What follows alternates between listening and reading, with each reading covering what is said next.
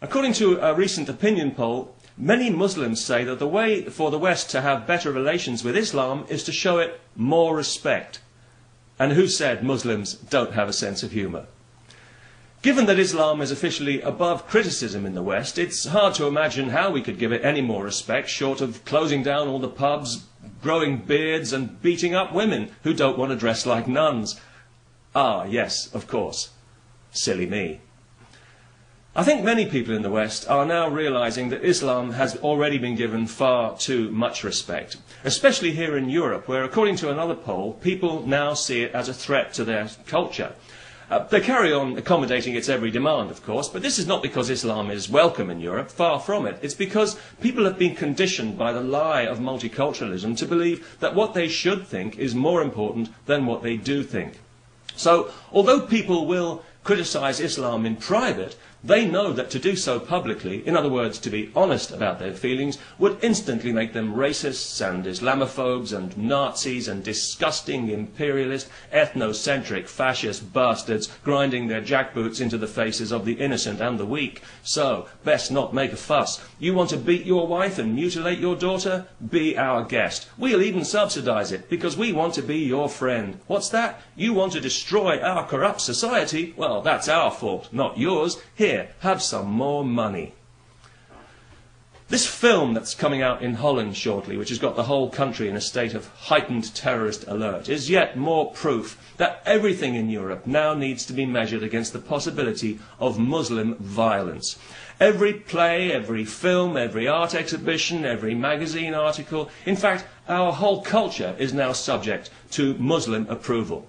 But then this is Europe, and we have a history of appeasement and caving into threats.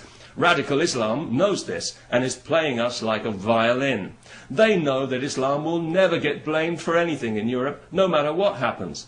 So that, for example, when the Danish press reprinted the cartoons recently, which was followed by a week of rioting by Muslim youths, Copenhagen's chief of police refused to admit that it had anything to do with the cartoons. He said it was because they were bored. Yes, that's right. They all rushed out and set fire to the city every night for a week for something to do. If only they'd had a table tennis club. The whole thing happened because 3 Islamic fanatics were caught planning to murder the cartoonist. Imagine how bored they must have been. Oh yes, also, a newsflash for European journalists. An anti-Semitic attack by Muslims on Jews is not a conflict between communities. In case you hadn't noticed, Islam hates Jews. Even if Israel didn't exist, Islam would still hate Jews. Their holy book tells Muslims that they should hate Jews. So I think you'll find what's happening is not a conflict between communities at all, but a violent, unprovoked, racist attack by Muslims on Jews because they're Jews. Just thought I'd clear that one up for you so that you can report it accurately next time, if you bother to report it at all. If we were serious about respecting Islam, we would give it an honest reality check. Islam needs to adapt to Europe, not the other way around. Now, I know a lot of Muslims actually agree with this, and they make an effort to adapt and to rub along with everybody else, which is great, and it's very welcome.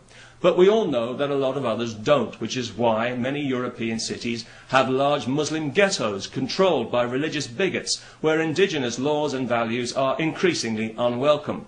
Places full of people who have no intention of integrating and who want nothing less than the end of our civilization while we pander and defer to them, thanks to a biased press, a complacent judiciary and the kind of politicians you wouldn't wish on your worst enemy.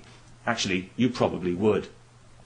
And this situation is as much a threat to the freedom of ordinary Muslims as it is to everybody else. And it's a clear indication that what we need in Europe now is not more respect for Islam, it's less respect for Islam and more respect for ourselves.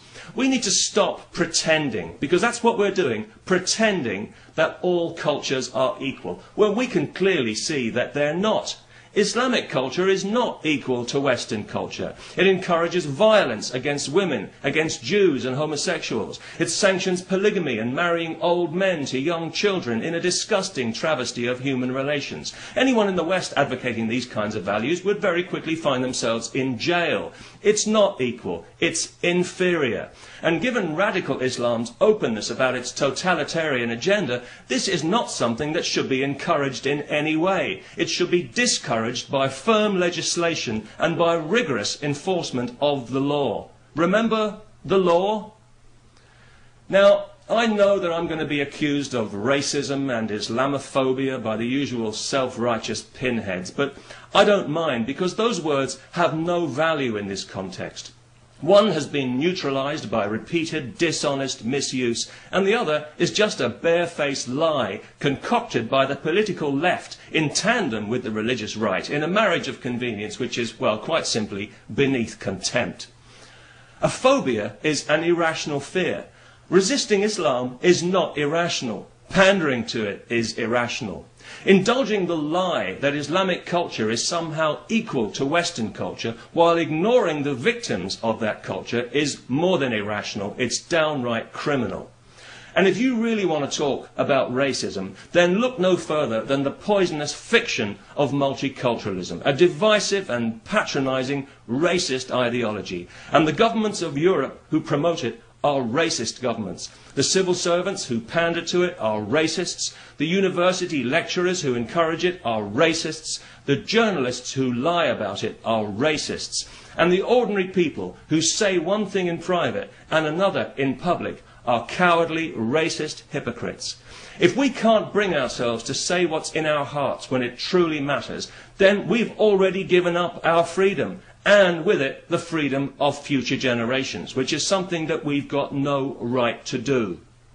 We didn't earn this freedom. It was handed to us on a plate by people who did earn it with their lives. We don't own it. We're custodians of it. It's not ours to give away. So it's time to speak up, Europe. It's time to stop whining and bellyaching about the Americans for 5 minutes and show a little backbone for once. Just once. Or do we want to spend the rest of our lives cowering like frightened mice from a handful of violent bigots who think they have a right to poke a finger into our chest and tell us how we're allowed to live, what we can and can't do, say and think?